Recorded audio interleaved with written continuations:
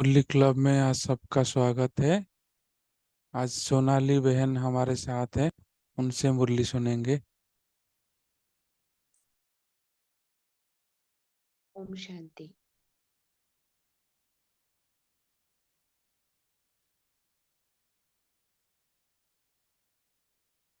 ओम शांति। मुरली को शुरू करने से पहले हम सभी 1 मिनट बाबा की याद में बैठेंगे।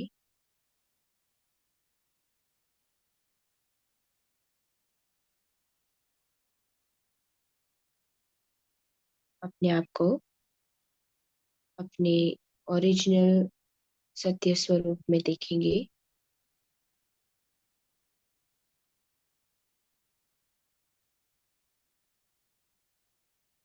मैं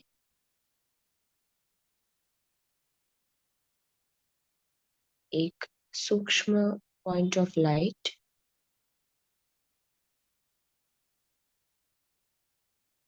मस्तक के बीचों बीच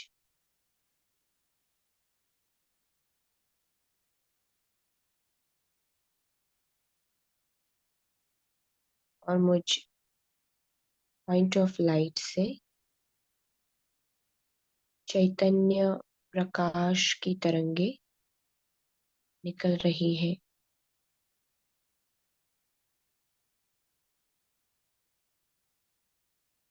मैं निराकार आत्मा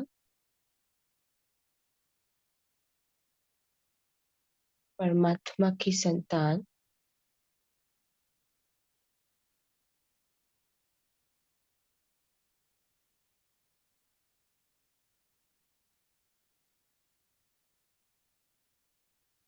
परमात्मा के शिक्षाओं को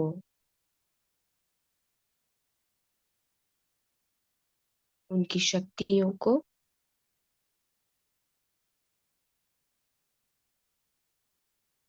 अपने में समा रही हूँ।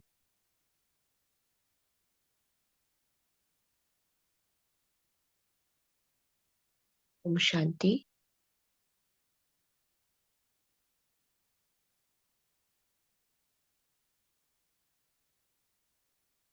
अव्यक्त वाणी की तारीख है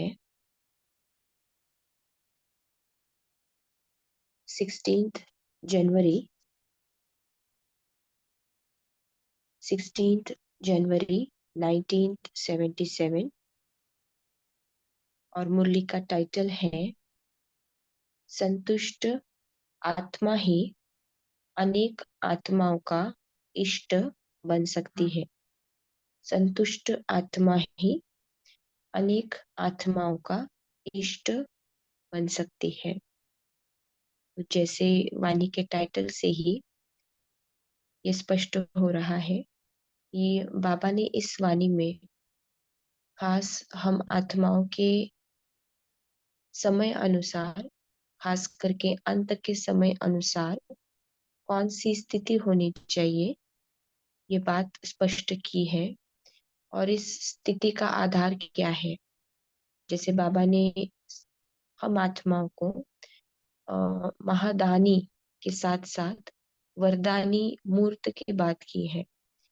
बाबा ने कहा है कि दुखी अशांत आत्माओं को हमें क्या करना है, वरदानी मूर्त होके वरदान देने हैं कि जो खुद अपने शक्ति के आधार से बाबा से प्राप्तियां नहीं कर पाएंगे या नहीं कर पाते हैं, तो ऐसे आत्माओं के लिए खास बाबा ने हम आत्माओं के वरदानी रूप की बात की है, वरदानी मूर्त की बात की है।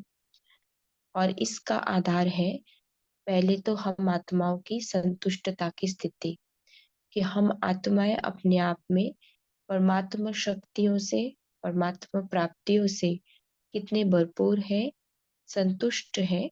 और फिर इस आधार से हम आत्माओं की वह वरदानी मूर्त वाली स्थिति बनेगी। तो इन बातों को बाबा ने इस वाणी में स्पष्ट किया है। फिर आगे बाबा ने टीचर्स के साथ भी बात की है और उनके लिए भी खास शिक्षाएं दी हुई है। पढ़ेंगे।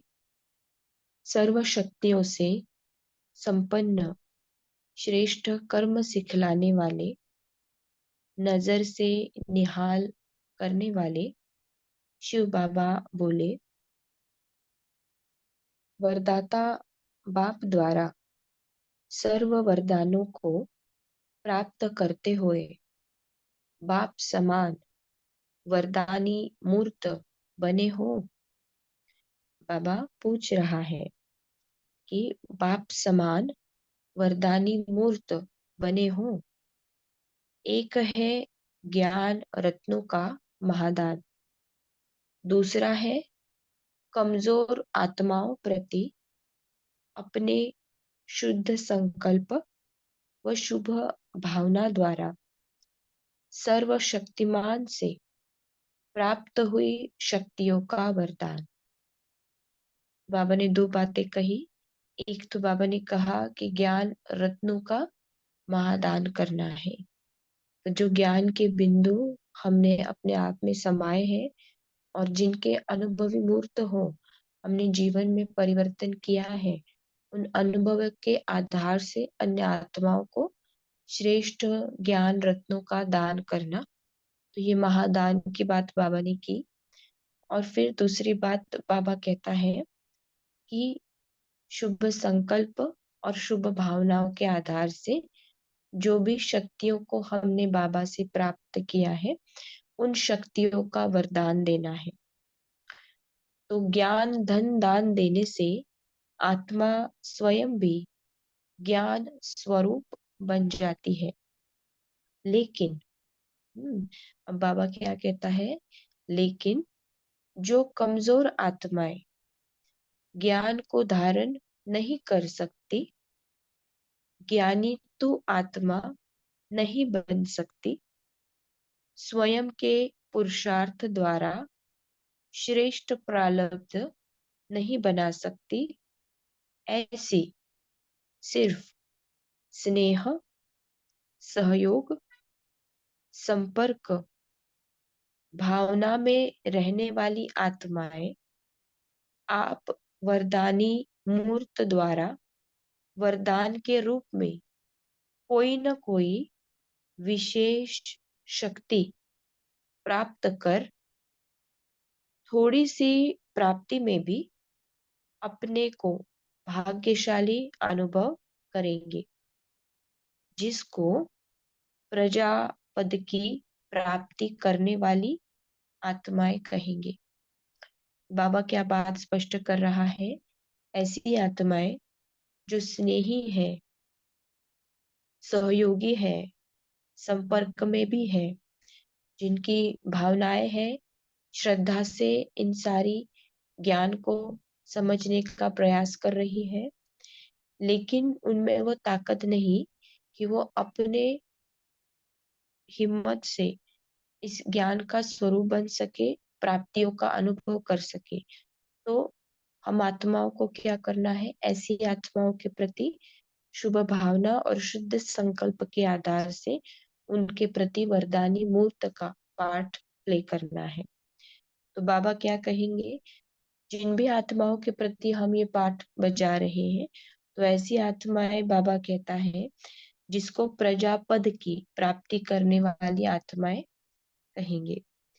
फिर बाबा कहे कि ऐसी आत्माएं डायरेक्ट सम्मुख योग द्वारा व स्वयं की सर्व धारणाओं द्वारा बाप दादा द्वारा सर्व शक्तियों को प्राप्त नहीं कर पाती, लेकिन प्राप्त की हुई आत्माओं द्वारा आत्माओं के सहयोग से कुछ न कुछ वरदान प्राप्त कर लेती है।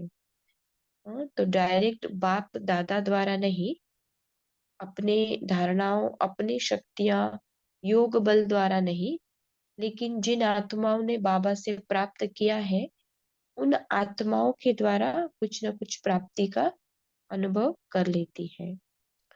तो शक्तियों को विशेष रूप में वरदानी कहकर पुकारते हैं। तो बाबा शक्तियों से बात कर रहे हैं। बाबा कहता है शक्तियों को विशेष रूप में वरदानी कहकर पुकारते हैं, तो अभी अंत के समय में महादानी से भी ज्यादा वरदानी रूप की सेवा होगी। स्वयं की अंतिम स्टेज पावरफुल होने के कारण, संपन्न होने के कारण ऐसी प्रजा आत्माएं थोड़े समय में थोड़ी सी प्राप्ति में भी बहुत खुश हो जाती है।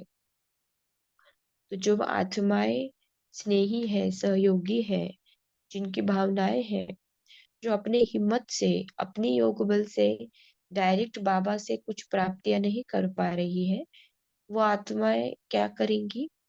जो बीच की निमित्त आत्माएं हैं, जिन्होंने बाबा से अपने आप को भरपूर किया है, ऐसी आत्माओं द्वारा द्वारा कुछ न कुछ प्राप्तियों का अनुभव करेंगी, और उन अनुभवों में ही, उन प्राप्तियों में ही क्या हो जाएंगी? खुश हो जाएंगी। तो फिर बाबा कहता, स्वयं की संतुष्ट स्थिति होने के कारण वे आत्माएं भी जल्दी संतुष्ट हो जाती हैं और खुश होकर बार बार महान आत्माओं के गुण गाएंगी। तो ऐसी आत्माओं को, जो अपने बल से तो कुछ प्राप्तियों का अनुभव नहीं कर पाएंगी, लेकिन वो आत्माएं संतुष्टता का अनुभव कब करेंगी?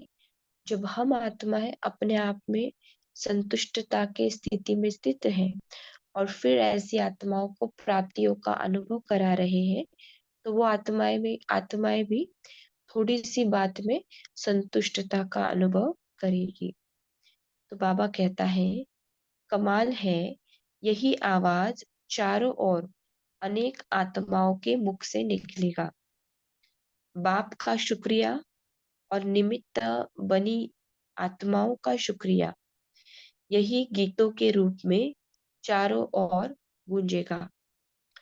प्राप्ति के आधार पर हर एक आत्मा अपने दिल से महिमा के फूलों की वर्षा करेगी। तो बाबा जो बात कहता है हमेशा, कि ये संगम युग जो है, वो हमारे, जो इस समय का पुरुषार्थ है, वो जैसे हमारे भविष्य या प्रारब्ध को निश्चित कर रहा है। भविष्य में हमारा राज्य पद, या फिर हम, जो बाबा स्पष्ट करता है कि कौन हमारे भक्त बनेंगे, कौन हमारा प्रजा के रूप में पार्ट बजाएंगे, ये सारा अब निश्चित हो रहा है। दूसरी रीति से बाबा यहाँ पे क्या स्पष्ट कर रहा है, कि जिन भी आत्माओं को प्राप्तियां होंगी या अनुभव होगा प्राप्तियों का, तो ऐसी आत्माएं क्या करेंगी? कमाल है कि गीत गाएंगी, हाँ, महिमा के फूलों की वर्षा करेंगी। तो अब ऐसे वरदानी मूर्त बनने के लिए विशेष अटेंशन एक बात का रखना है। तो बाबा ने अब तक क्या समझाया, कि अंत समय को सामने रखते हुए हम आत्माओं की स्थिति क्या होनी चाहिए, और कौन से कर्तव्य हमें, या कौन सा पार्ट हमें बजाना है। फिर बाबा ने ऐसा पार्ट बजाने के लिए अब हमें क्या बता रहे हैं, कि विशेष कौन सा अटेंशन रखना है, इस बात का ध्यान रखना है। तो बाबा कहता है कि विशेष अटेंशन एक बात का रखना है, सदा स्वयं से और सर्व से संतुष्ट संतुष्ट आत्मा ही अनेक आत्माओं का इष्ट बन सकती है, वह अष्ट देवता बन सकती है। तो कौन सी विशेष बात का अटेंशन रखने के लिए बाबा ने कहा है? स्वयं की संतुष्टता की स्थिति, स्वयं के प्रति भी और सर्व आत्माओं के प्रति, है ना। संतुष्ट हम कब बन सकते हैं? माना कब हम कहेंगे कि मैं आत्मा संतुष्ट हूँ? तो उसको ही बाबा एक और बात में हमें समझाता है। जैसे कि बाबा कहता है, इच्छा मात्रम अविद्या। माना किसी भी बात में क्यों क्या, ऐसा क्यों, वैसा क्यों नहीं, अब क्यों, तब क्यों नहीं। ये जो क्यों क्या के क्वेश्चन है, इसको फुल स्टॉप लगता है। माना जो भी बात है, जिस भी रूप में है, उसको एज इट इज हम एक्सेप्ट करते हैं, माना स्वीकार करते हैं। उसमें क्यों क्या का क्वेश्चन मार्क नहीं है, संतुष्ट है। और ये क्यों क्या का क्वेश्चन हमारा कब बंद हो जाता है, जब हमारी स्थिति ज्ञान युक्त है। क्योंकि बाहर क्या है, एक तो किसी आत्मा के संबंध संपर्क के रूप में कोई परिस्थिति है, या वस्तु पदार्थ के रूप में कोई बात है, या फिर स्थूल रीति से हमारी कोई सुविधा के रूप में कोई बातें हैं। तो इसी बातों में बहुत बार हमारा क्यों क्या हो जाता है, या हम असंतुष्ट हो जाते हैं कि ऐसा नहीं चाहिए था, थोड़ा और अच्छा चाहिए था, इन्होंने ऐसा नहीं कहना चाहिए था, इन्होंने थोड़ा सा ठीक से बात करनी चाहिए थी, ये वस्तु थोड़ी और ठीक होनी चाहिए थी। तो इन बातों को हम एज इट इज स्वीकार क्यों नहीं करते हैं? क्योंकि उसको जो देखने की या समझने की हमारी स्थिति होती है, वो ज्ञान युक्त नहीं होती है ना। जो बाबा हमेशा कहता है कि नाराज कौन नहीं होता है, हाँ? नाराज वही नहीं होता है जो राज को समझता है। तो जो राज को समझेगा भी कौन, जो ज्ञान युक्त स्थिति में है। ज्ञान युक्त स्थिति में स्थित हर एक बात को समझकर जब हम अपने अंदर लेते हैं, तो हमारी स्थिति हमेशा ही संतुष्टता की बन सकती है ना। तो खुद एक तो अपने आप से संतुष्ट होना और सर्व से संतुष्ट होना, तभी हम आत्माएं इस वरदानी मूर्त का पार बजा सकते हैं। तो बाबा क्या कहता है कि सदा स्वयं से और सर्व से संतुष्ट संतुष्ट आत्मा ही अनेक आत्माओं का इष्ट बन सकती है, वह अष्ट देवता बन सकती है। सबसे बड़े से बड़ा गुण कहो, या दान कहो, या विशेषता कहो, या श्रेष्ठता कहो, वह संतुष्टता ही है। संतुष्ट आत्मा ही प्रभु प्रिय, लोकप्रिय और स्वयं प्रिय होती है। संतुष्ट आत्मा की परख इन तीन बातों से होती है। तो ऐसी संतुष्ट आत्मा ही वरदानी रूप में प्रसिद्ध होगी। तो अपने को चेक करो। बाबा ने अभी चेक करने के लिए कहा कि अपने को चेक करो, कहाँ तक संतुष्ट आत्मा सो वरदानी आत्मा बने हैं। समझा? अच्छा, तो बाबा अभी यहाँ पर याद प्यार दे रहे हैं। तो ऐसे विश्व कल्याणकारी महावरदानी, ऐसे सेकंड के संकल्प द्वारा अनुभव कराने वाले, सर्व शक्तियों का प्रसाद तड़पती हुई आत्माओं को दे प्रसन्न करने वाले, ऐसे साक्षात्कार मूर्त, दर्शनीय मूर्त, संपन्न और समान मूर्त, सर्व की श्रेष्ठ भावनाएं, श्रेष्ठ कामनाएं पूर्ण करने वाली आत्माओं को बाप दादा का याद प्यार और नमस्ते। फिर बाबा ने आगे टीचर्स बहनों के साथ, एक मिनट,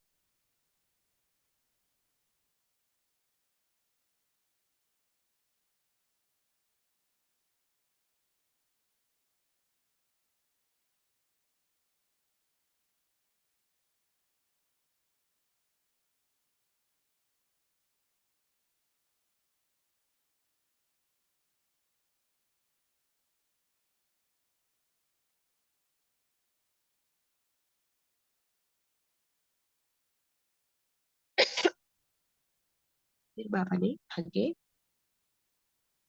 टीचर्स बहनों के साथ बात की है। बाबा कहता है, सभी टीचर्स अपने को जैसे बाप विश्व शिक्षक है, वैसे स्वयं को भी विश्व के निमित्त शिक्षक समझती है, अथवा हद के। तो टीचर्स के प्रति विशेष पुरुषार्थ का स्लोगन कौन सा है? तो बाबा क्या कहता है, विश्व कल्याणकारी का टाइटल देके बाबा कहता है कि बाबा जैसा विश्व शिक्षक है, तो निमित्त टीचर्स भी अपने आप को विश्व शिक्षक समझती है या हद का शिक्षक समझती है? तो बाबा ने कहा,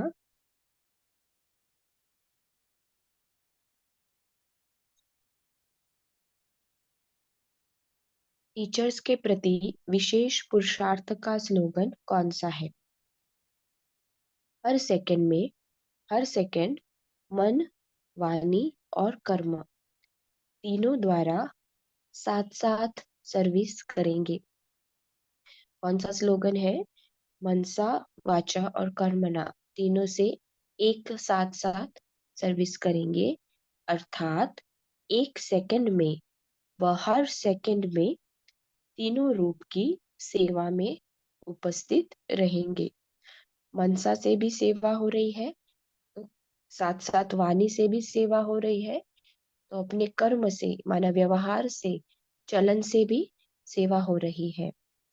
तो जब टीचर्स इस स्लोगन को सदा प्रैक्टिकल में लाए, तब ही विश्व कल्याण कर सकेंगे।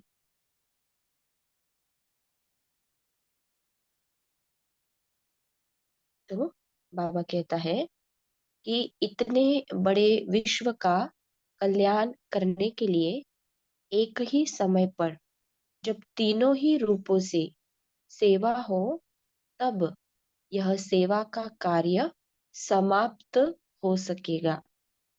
वाणी द्वारा व मनसा द्वारा अलग अलग समय नहीं, एक ही समय तीनों रूपों से सेवा करने वाले विश्व कल्याणकारी बन सकेंगे। तो यही चेक करो कि हर समय तीनों ही रूपों से सेवा होती है। बाप के साथ तीन संबंध है, बाप, शिक्षक और सतगुरु। तो बाप, शिक्षक और सतगुरु के स्वरूप से सेवा करते हैं, तो निमित्त टीचर्स को एक ही समय में तीनों रूपों से सेवा करनी है, तो मास्टर त्रिमूर्ति हो जाएंगे। तो बाबा ने दो मुख्य टाइटल यहाँ पर बताए हैं। एक तो विश्व कल्याणकारी कब बन सकते हैं, जब एक ही समय पर तीनों रूपों से सेवा करेंगे, एक तो मनसा, वाचा, कर्मणा, और फिर बाबा ने दूसरा टाइटल दिया मास्टर त्रिमूर्ति, है ना। जैसे बाबा बाप, शिक्षक और सतगुरु के रूप में सेवा कर रहा है, तो बाबा कहता है निमित्त टीचर्स को एक ही समय में तीनों रूपों से सेवा करनी है, तो क्या हो जाएंगे? मास्टर त्रिमूर्ति हो जाएंगे। तो बाबा कहता है, समझा, जितना जितना टीचर्स शक्ति संपन्न बनेगी, उतना ही सर्व आत्माओं के प्रति निमित्त बन सकेंगी। तो अनेकानेक आत्माओं के सेवाओं के लिए निमित्त बनने का आधार क्या है? बाबा ने कहा, हमारी शक्ति संपन्न स्थिति। तो टीचर्स जितना जितना शक्ति संपन्न बनेगी, उतना ही सर्व आत्माओं के प्रति निमित्त बन सकेंगी। निमित्त बनने वालों के ऊपर बहुत जिम्मेवारी होती है। निमित्त बनने वाले का एक सेकंड में एक का पदम गुना बनना भी है, प्राप्ति का भी चांस है। और फिर अगर निमित्त बने हुए कोई ऐसा कर्म करते जिसको देख और सभी विचलित हो, तो उसकी पदम गुना उल्टी प्राप्ति भी होती है। तो बाबा ने क्या कहा, एक तो निमित्त कौन बन सकता है? जो टीचर्स अपने आप में शक्ति संपन्न बनेगी। ये एक पॉइंट बताया। फिर बाबा ने उसकी प्राप्ति क्या बताई कि 1 सेकंड में पद्म गुना प्राप्त कर सकती है, क्योंकि एक अच्छा श्रेष्ठ कर्म या अच्छे स्थिति में स्थित होकर की हुई सेवा यानी अनेक आत्माओं का कल्याण करेगी, तो उनकी प्राप्तियां और उनकी दुआओं का भाग्य मिलेगा पद्म गुना। लेकिन उसके ही अपोजिट, अगर एक भी काम कुछ ऐसा गलत होता है जिसके आधार से अनेकों के मन विचलित होते हैं या उनके संकल्प चलते हैं, तो उसका ही उल्टा भी हो जाएगा। तो बाबा ने क्या कहा, उसकी पदम गुना उल्टी प्राप्ति भी होती है। तो संकल्प से वृत्ति बनेगी और वृत्ति से वातावरण बनेगा। तो बाबा ने दोनों ही बातें स्पष्ट की है। और फिर बाबा ने क्या कहा, संकल्प, हाँ, संकल्प से वृत्ति बनेगी। अब संकल्पों का आधार भी क्या होगा, मुझ आत्मा की स्मृति। मैं आत्मा अगर आत्मिक स्मृति में स्थित होकर संकल्पों की रचना करती हूँ, तो वो संकल्प कैसे होंगे, श्रेष्ठ होंगे। और ऐसे श्रेष्ठ संकल्पों से वातावरण, वायुमंडल भी कैसे बनेगा, श्रेष्ठ बनेगा। लेकिन वही मैं आत्मा अगर देह भान में हूँ, रोल कॉन्शियसनेस में हूँ, तो संकल्प भी कैसे होंगे, कम होंगे, कम क्वालिटी के होंगे, और वातावरण भी उसी रीति से बनेगा। तो बाबा कहता है, तो ऐसा कोई संकल्प व वृत्ति न हो जिससे वातावरण अशुद्ध बने। तो ऐसा कोई बोल न हो जिसको सुनकर कोई विचलित हो, क्योंकि क्योंकि सबका अटेंशन निमित्त बनी हुई टीचर्स के प्रति रहता है। तो टीचर्स को डबल अटेंशन रखना पड़े। सभी ऐसे ही डबल अटेंशन रखते हुए चल रहे हो ना। पहले सोचो फिर करो, पहले करो फिर सोचो। नहीं, नहीं तो टाइम और एनर्जी वेस्ट चली जाती है। टीचर्स को तो विशेष खुशी होनी चाहिए, क्योंकि टीचर्स को लिफ्ट है। टीचर्स को विशेष खुशी क्यों होनी चाहिए, बाबा कहता है टीचर्स को लिफ्ट है, एक बाप और सेवा में रहने की, और कोई वातावरण नहीं है। कौन सी विशेष लिफ्ट है, कि एक बाप और सेवा में सदा रहना है, और कोई वातावरण नहीं है। तो इस लिफ्ट का लाभ उठाना चाहिए ना। तो सदा हर्षित होना, सदा हर्षित कौन रहता है, जो कहाँ भी आकर्षित न हो, जिसका आकर्षण स्थूल वस्तु या फिर दैहिक संबंध पदार्थों में नहीं है, उनके प्रति जो आकर्षित नहीं होते, वही सदा हर्षित रहते हैं। तो अगर किसी भी तरफ, चाहे प्रकृति, चाहे आत्माओं, चाहे आत्माओं के गुणों की तरफ आकर्षित होते हो, तो हर्षित नहीं रह सकेंगे। तो सर्व आकर्षणों से परे, सिवाय एक बाप के, तो ऐसी आत्मा ही सदा हर्षित रह सकती है। अच्छा, अच्छा, ओम शांति।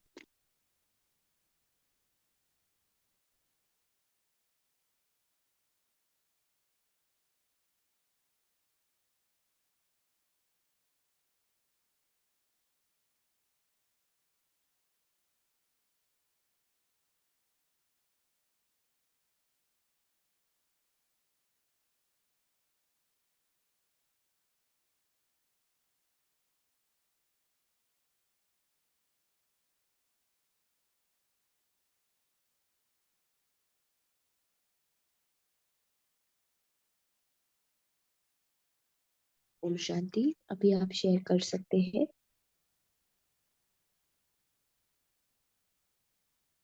सुशीला जी, आपको अनम्यूट किया है। ओम शांति। बाबा ने कहा, जी। सर्व आत्मा के प्रति निमित्त बन सकेगी तो निमित्त बनने वाले के ऊपर बहुत जिम्मेवारी होती है। निमित्त बनने वाला का 1 सेकंड में एक का पदम गुना बनना भी है।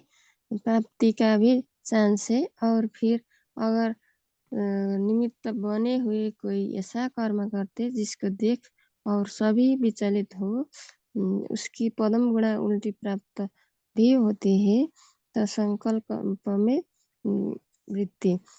तो बाब ने बाब बाब बाबा कहे, वाणी द्वारा मनुष्य द्वारा अलग अलग समय नहीं की, एक ही समय तीनों रूप से सेवा करने वाली विश्व का कल्याणकारी बन सकेंगे। ओम शांति। ओम शांति। साधना बहन जी, आपको अनम्यूट किया है।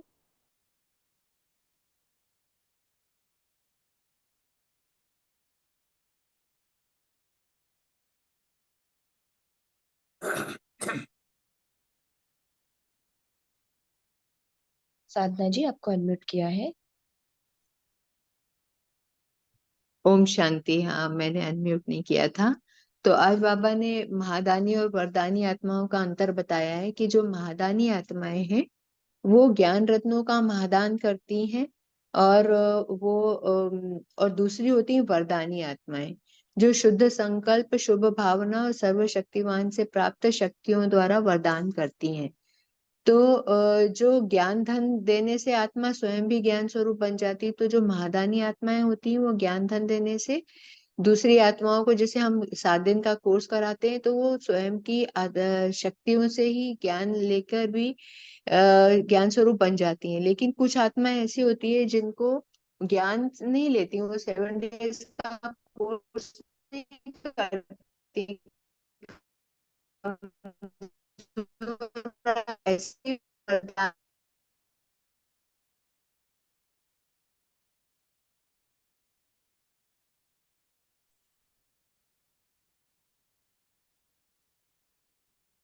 शक्ति प्राप्त कर थोड़ी सी भी प्राप्ति उनको देते हैं तो वो अपने आप को भाग्यशाली अनुभव करती, क्योंकि उनमें इतनी शक्ति नहीं होती कि वो ज्ञान लेकर स्वयं को शक्तिवान बना ले। तो हम आत्माएं जो स्वयं संपूर्ण अपने आप को संपूर्ण बना चुकी हैं, तो उनसे वो थोड़ी सी प्राप्ति कर लेती हैं। तो ऐसी आत्माएं सिर्फ प्रजापद की प्राप्ति के अधिकारी होती हैं, क्योंकि वो डायरेक्ट योग द्वारा, स्वयं की सर्व धारणाओं द्वारा, बाप दादा द्वारा प्राप्त सर्व शक्तियों को प्राप्त नहीं कर सकती।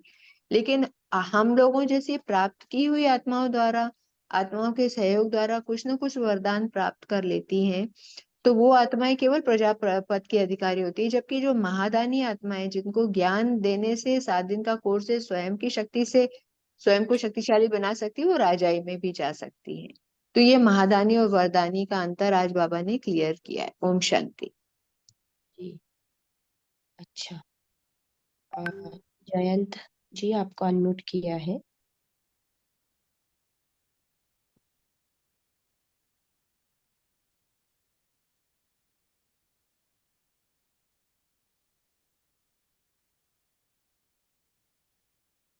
जयंत जी, आपको अनम्यूट किया है। शांति। ओम शांति। जी, सुनिए आप, हाँ जी, बोलिए। बाबा ने संतुष्ट के बारे में बहुत गुह्य बातें इस मुरली में कही है। बाबा ने टाइटल ही दिया है, संतुष्ट आत्मा ही अनेक आत्माओं का इष्ट बन सकती है। बाबा का कहना है, स्वयं संतुष्ट हो और वो सबसे संतुष्ट हो। इसके लिए हमें क्या करना है कि ड्रामा की क्या नोंद है, ड्रामा कैसा है, ये हमें समझना है। ये समझने के बाद ही हम स्वयं संतुष्ट या दूसरों से संतुष्ट हो सकेंगे और सबके इष्ट बन सकेंगे। और बाबा का कहना है कि जैसे बाबा टीचर्स है, हमारे टीचर्स है, उसी तरह टीचर्स की ये जिम्मेदारी, अटेंशन देना है कि बाबा के शरीर का टीचर्स ने विश्व कल्याणकारी ध्येय रखना है, और वाचा, मनसा, कर्मणा, ऐसे तीनों ही एक ही सेकंड में, ऐसे तीनों ही रीति से सेवा करनी है और विश्व कल्याणकारी बनना है। और दीदी, कल आपने महादानी और वरदानी का डिफरेंस जो था वो क्लियर कर दिया और मुझे वरदानी ही श्रेष्ठ लगते थे, तो अभी कल से समझ गया कि महादानी श्रेष्ठ। ओम शांति। ओम शांति। रीमा जी, आपको अनम्यूट किया है।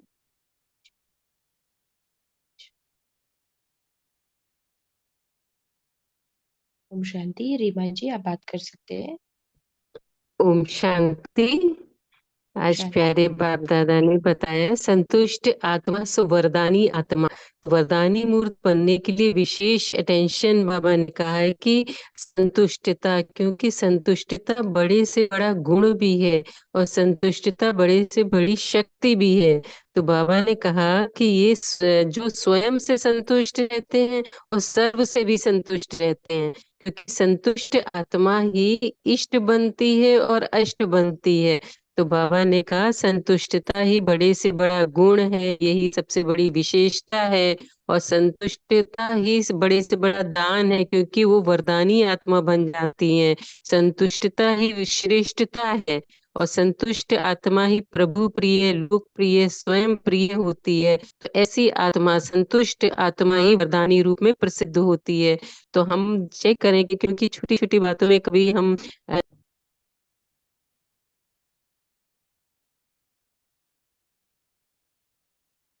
अच्छा, शायद डिस्कनेक्ट हो गए हैं रीमा जी। ठीक है, प्रणाली जी, आप बात कर सकते हैं।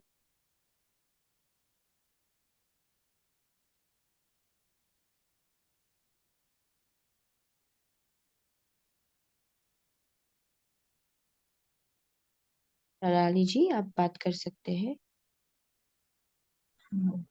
बाबा ने हर्षित के लिए कहा कि जो बाबा के अलावा, परमात्मा आकर्षण के अलावा किसी के भी आकर्षण में नहीं आता है, चाहे प्रकृति के, चाहे आत्माओं के, या आत्मा के कोई अच्छे गुण के भी आकर्षण में नहीं आता है। वही हर्षित मुख है। जी, ओम शांति दीदी। ओम शांति। बाबा बोला जे जो कहा भी आकर्षित ना हो, अगर किसी भी तरफ, चाहे प्रकृति चाहे आत्मा हो, चाहे आत्माओं के गुणों की तरफ आकर्षित होती हो तो घोषित नहीं रहो सकेगी। सर्व आकर्षण से परे सिवाय एक बाप की ऐसे आत्मा ही सदा घोषित रहते हैं। ओम शांति। ओम शांति। ओम शांति।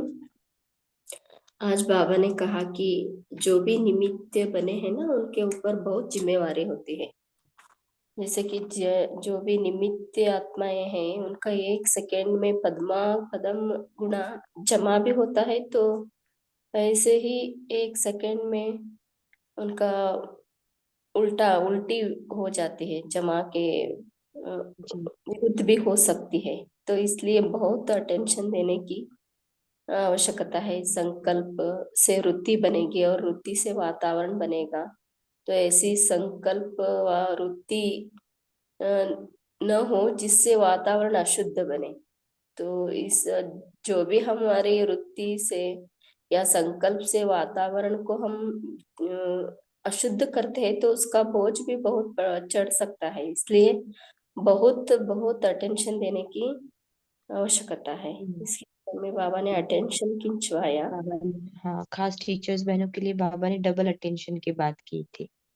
जी। अच्छा, ओम शांति। वर्मा जी, आप बात कर सकते हैं। सावित्र वर्मा जी। हाँ जी, ओम शांति।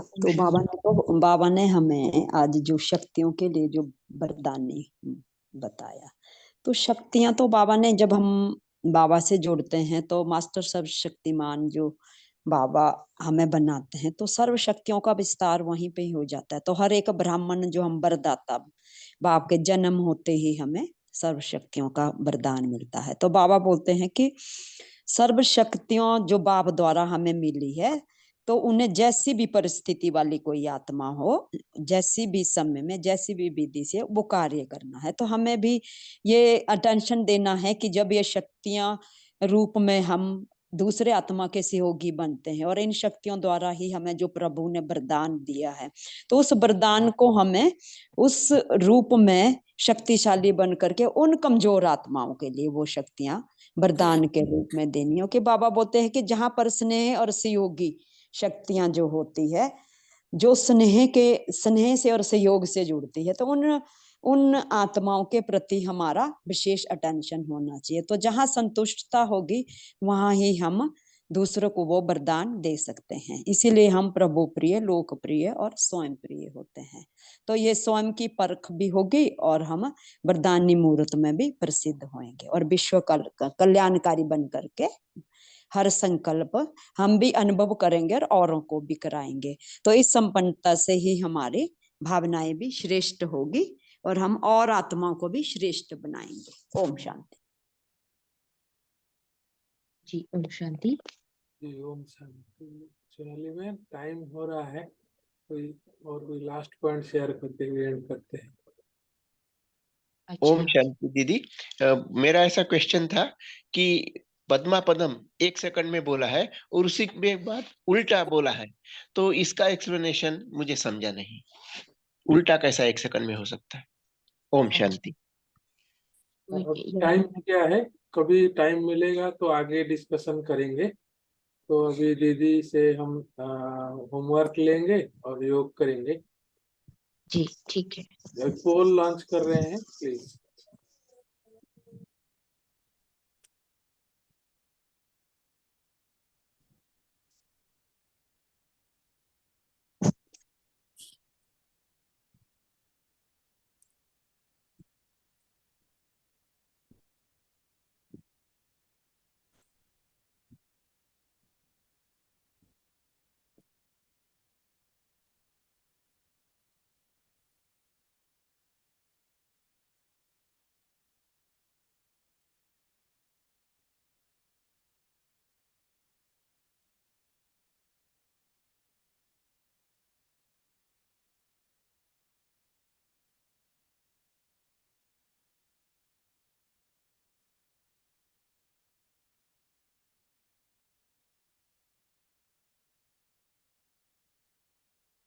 सोनाली मैम, होमवर्क भी दे सकते।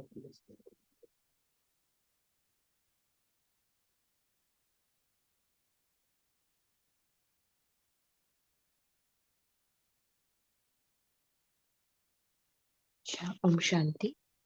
तो जैसे आज की वाणी संतुष्टता की स्थिति पर चली थी, तो अ, हम ये अपने लिए चेक कर सकते हैं कि दिन भर भी हम जितनी बार अलग अलग स्थितियों से आगे बढ़ते हैं, अलग अलग स्थितियों से पार्ट बजाते हैं, तो चेक करना है कि मुझ आत्मा की उस समय की स्थिति कैसी रही, कौन सी ऐसी बातें हो गई जहां पर मेरी संतुष्टता की स्थिति नहीं थी, और फिर मैंने उस संतुष्टता की स्थिति को प्राप्त करने के लिए ऐसे कौन से ज्ञान बिंदुओं को यूज किया जिसके कारण मेरी वो संतुष्टता की स्थिति बनी, है ना। तो अपने चेकिंग के लिए हम ये अभ्यास ले सकते हैं। और फिर योग के लिए हम जो बात है, जैसे बाबा ने खास वरदानी मूर्त का टाइटल दिया, विश्व कल्याणकारी का दिया, मास्टर त्रिमूर्ति का दिया, तो इनमें से कोई भी एक स्वमान लेकर हम योग में विश्व की अनेक आत्माओं को, जैसे खास आज बाबा ने कहा कि जो कमजोर है, जो अपने हिम्मत से, योग बल से प्राप्तियों का अनुभव नहीं कर सकते, ऐसी सभी आत्माओं को बाबा के साथ कंबाइंड होकर शक्ति और शांति की किरणों को दान देना है। तो ये जो वरदानी मूर्त की स्थिति है, उसको भी योग में बैठकर हम अनुभव कर सकते हैं। तो इसको भी चेक करना है कि दिन भर में मैंने कितने बार वरदानी मूर्त की स्थिति में स्थित होकर अनेकानेक आत्माओं को दान दिया। अच्छा ओम शांति। अभी योग में बैठेंगे।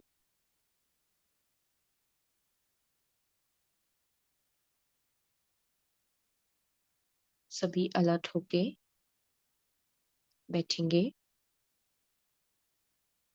देखेंगे पॉइंट ऑफ लाइट, अपने सत्य स्वरूप को, मुझ बिंदु आत्मा से चैतन्य प्रकाश की किरणें चारों ओर फैल रही हैं।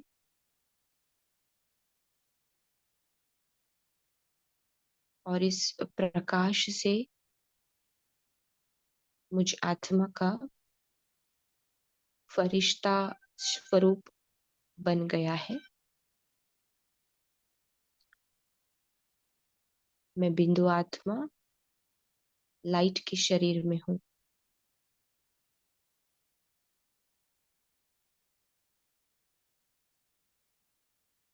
अपने फरिश्ता स्वरूप से 1 सेकंड में सूक्ष्म वतन में बाप दादा के सम्मुख जाएंगे।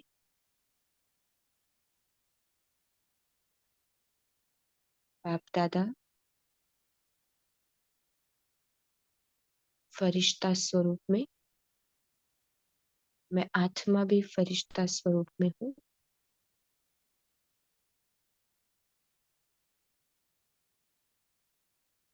बाबा से शक्तियों को अपने में समाती हुई मैं फरिश्ता वरदानी मूर्त स्थिति में स्थित हूँ।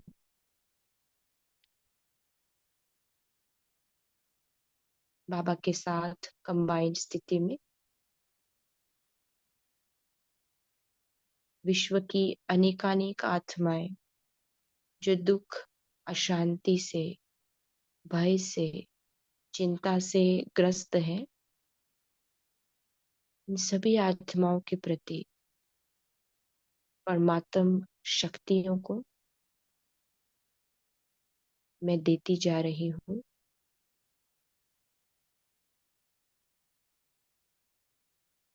इन शक्तियों को प्राप्त करते ये सभी आत्माएं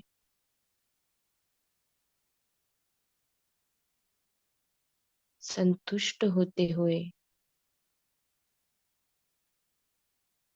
अपने चित्त को शांत करते हुए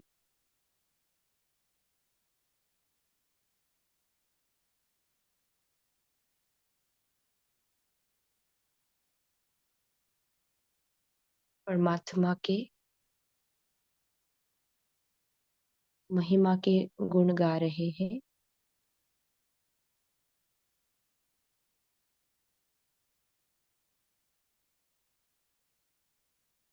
अपने आत्मा बाबा से आज्ञा लेते हुए वापस स्थूल शरीर में स्थित हो जाती हूँ।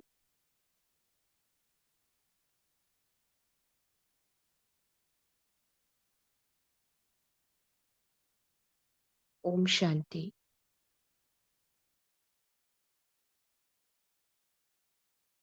ओम शांति। थैंक ओम यू। शांति। ओम शांति। शांति। ओम शांति। ओम शांति। Good morning. थैंक यू बाबा। Good day. ओम शांति दीदी। ओम शांति। धन्यवाद। ओम शांति।